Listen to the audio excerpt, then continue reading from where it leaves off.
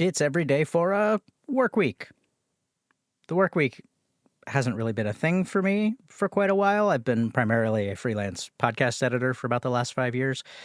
And anyone who's ever been a freelancer or self-employed small business person knows that it comes with a lot of flexibility, but the predictability of working for 5 days and then having 2 days off every week is not something that is generally a part of your life. I do have a day job now, as a matter of fact, but as a new letter carrier, I'm only guaranteed 1 day off a week. So the weekend really still isn't a thing for me in general.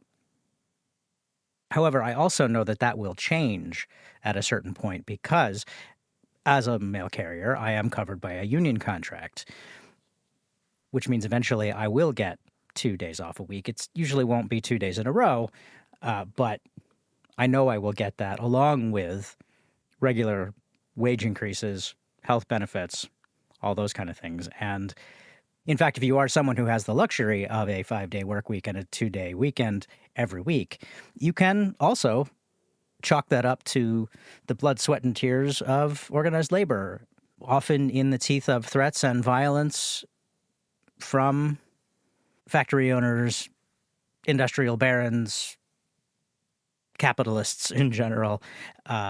And so if you are in a position where you could join a union, I hope you will. If you're not, maybe think about organizing at your workplace.